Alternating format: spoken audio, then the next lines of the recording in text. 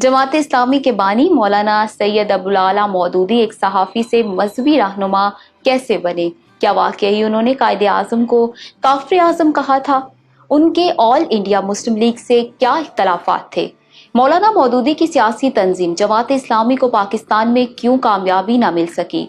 दुनिया के कई ममालिक ने जमात इस्लामी और मौलाना मौदूदी के लिटरेचर पर क्यों पाबंदी लगा रखी है? तो दोस्तों, आज की वीडियो में हम सैयद अबुल आला मौदूदी के इब्तदाई अयाम से लेकर उनके मुकम्मल सियासी सफ़र के बारे में जानने वाले हैं।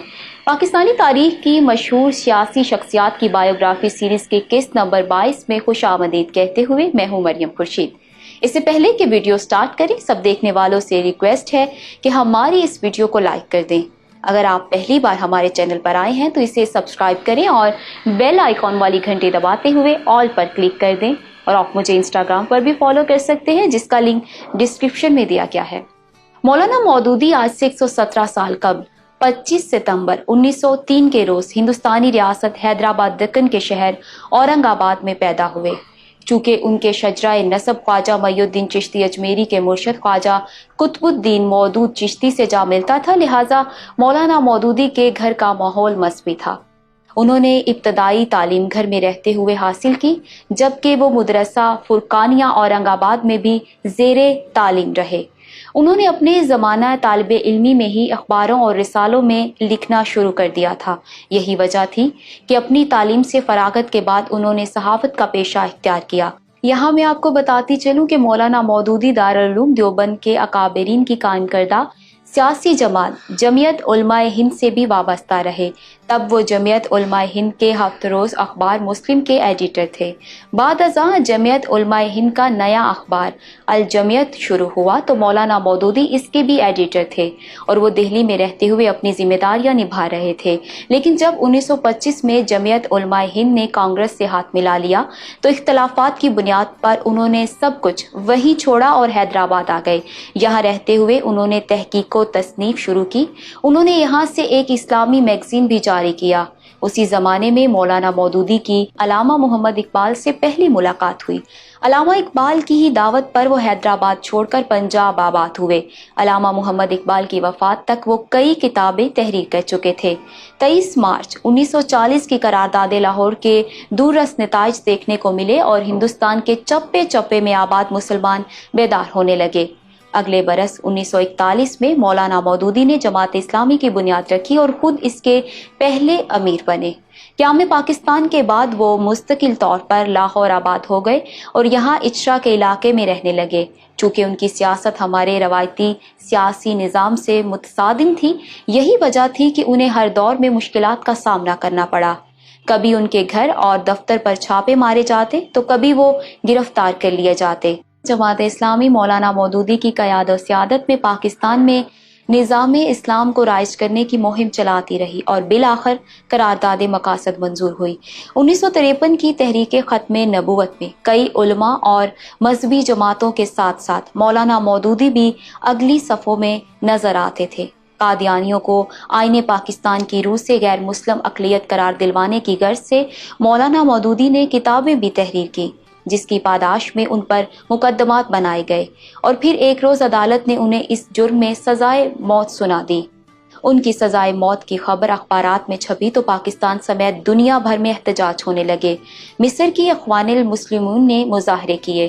फ़लस्तीन के मुफ्ती आज़म ने इस सज़ा के खिलाफ आवाज़ उठाई। काबुल से लेकर दमिश्क तक कई इस्लामी ममालिक में हड़तालें की गई। आलमी दबाव को देखते हुए पहले तो मौलाना मौदूदी की फांसी की सज़ा को 14 साल कैद में तब्दील कर दिया गया। अभी उन्हें जेल काटे सिर्फ 3 साल ही मुकम्मल नहीं हुए थे कि अदालत आलिया के हुक्म पर उन्हें आज़ादी का परवाना मिल गया। अयूब खान पावर में आए तो उन्हें मौलाना मौदूदी और जमात इस्लामी की ज़बरदस्त अपोजिशन का सामना करना पड़ा। ये वो दौर था जब मौलाना मौदूदी ने अयूब मार्शल लॉ के खिलाफ मुहिम चला रखी थी और शाहराहों पर जुलूस निकाले जाते। अयूब खान ने 6 जनवरी 1964 को जमात इस्लामी को बैन करते हुए आला क़यादत को गिरफ्तार करके जेलों में कैद कर दिया। मौलाना मौदूदी और जमात इस्लामी के 65 रहनुमा अगले 9 महीनों तक पाबंदे सलासल रहे। बिलाखिर उन्हें अदालत उस्मा के फैसले पर रिहा कर दिया गया।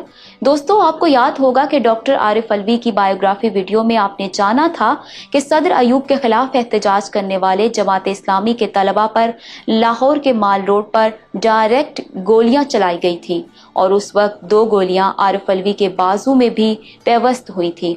याद रहे कि उस वक्त डॉक्टर आरिफ अलवी मौलाना मौदूदी के अकीदतमंद और उनकी नजरियाती वाबस्तगी जमात इस्लामी के साथ थी।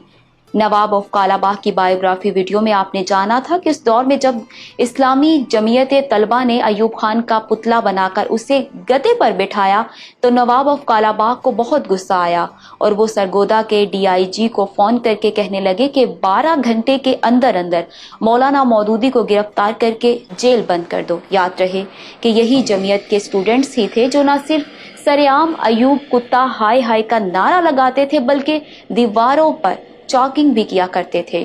उन दिनों जब मौलाना मौदूदी एक रोज लाहौर मोची दरवाजे पर तकरीर कर रहे थे तो उन पर कातिलाना हमला किया गया। ऐन तकरीर के वक्त गोली चली तो लोगों ने कहा, मौलाना साहब बस करें, आप तकरीर रोक दें और नीचे बैठ जाएं। उस मौके पर मौलाना मौदूदी का कहना था कि अगर आज मैं बैठ गया तो इन गुंडों के सामने कोई भी खड़ा नहीं हो पाएगा।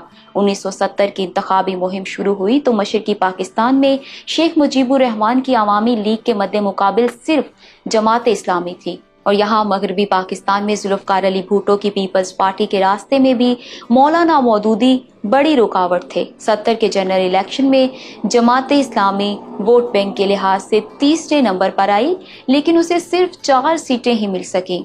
सकूत ढाका के बाद जब जुल्फकार अली भुट्टो इक़्तिदार में आए तो उन्हें जमात इस्लामी और मौलाना मौदूदी की सूरत में एक बड़े चैलेंज का सामना था।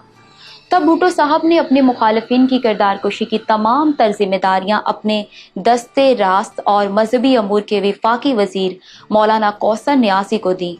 मौलाना कौसर न्याजी पीपल्स पार्टी में शमूलियत से पहले जमात इस्लामी में रह चुके थे, लिहाजा वो मौलाना मौदूदी के मिजाज को अच्छी तरह से जानते थे। तब वो अपने रिसाले में कभी मौलाना मौदूदी को फसादी लिखते तो कभी उन पर कोई और इल्जाम घड़ते। और फिर एक रोज तो हद ही हो गई जब लाहौरियों ने हफ्त रोजा शहाब के ताज़ा शुमारे का टाइटल देखा। इस टाइटल पर एक मशहूर फिल्मी अदाकारा के जिस्म पर मौलाना मौदूदी की शक्ल का कार्टून बनवाकर ये उन्वान लिखा गया था कि सुनवे बलोरी अखवालिया। अपनी उम्र के आखिरी हिस्से में कमजोरी सेहत के बायस मौलाना सैयद मौदूदी ने जमात इस्लामी की क़यादत से मास्टरत कर ली और अपनी जगह मियां तोफैल मोहम्मद को जमात का नया अमीर बनाया। लेकिन जब पीपल्स पार्टी की हुकूमत ने मियां तोफैल मोहम्मद से बदसलूकी करते हुए उन्हें गिरफ्तार किया तो मौलाना मौदूदी एक बार फिर से सियासत में फाल हुए। उस मौके पर उन्होंने कहा था कि जब जालिम और जाबिर लोग बरसरे इक्तदार होते हैं तो लोग घंटों सर जोड़ कर बैठते हैं और सोचते हैं कि इतने मजबूत लोगों से छुटकारा कैसे होगा, मगर जब वो इक्तदार से अलहदा हो जाते हैं और असल हकाइक लोगों के सामने आते हैं, लोग इस बात पर हैरान होते हैं कि इतने कमजोर और बोदे लोग इतने दिन इक्तदार पर काबिज कैसे रह गए। तहकीक, मुतालिया और लिखना, मौलाना मौदूदी के सिर्फ ये 3 शौक थे। वो कहा करते थे कि अगर मेरा बस चले तो मैं अपनी कब्र में भी ईंटों की जगह किताबें रख लूं। उन्होंने 150 के लगभग कुतुब तहरीर की। शदीद अलालत के बायस उन्हें इलाज मुआलजे के लिए अमेरिका आना पड़ा। यहाँ 22 सितंबर 1979 की शाम मौलाना मौदूदी ने अपनी आखिरी सांसें ली और 76 बरस की उम्र में इस दारे फानी से कूच कर गए। लाहौर के कजाफी स्टेडियम में उनका नमाज जनाजा पढ़ाया गया, जिसमें लाखों लोगों ने शिरकत की और उन्हें जिलेदार पार्क इचरा लाहौर में सुपुर्द खाक कर दिया गया। वफात से चंद महीने कबल किंग फैसल फाउंडेशन ने मौलाना मौदूदी की खिदमात के सिले में उन्हें पहला फैसल अवार्ड से नवाजा। इस तमगे के अलावा $2 लाख भी उन्हें दिए गए।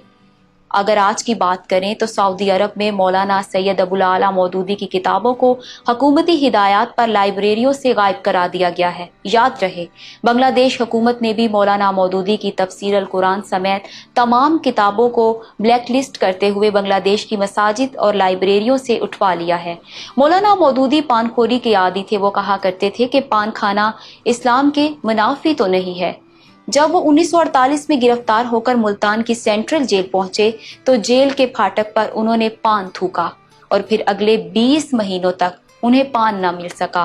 लेकिन जब रिहा होकर जमात इस्लामी मुल्तान के दफ्तर पहुंचे तो मौलाना मौदूदी ने सबसे पहले पान मंगवा कर खाना शुरू किया। مولانا مودودی پر یہ الزام لگایا جاتا ہے کہ انہوں نے ایک موقع پر قائد اعظم کو کافر اعظم کہا تھا، حالانکہ اس بات کے تاریخی ثبوت نہیں ملتے۔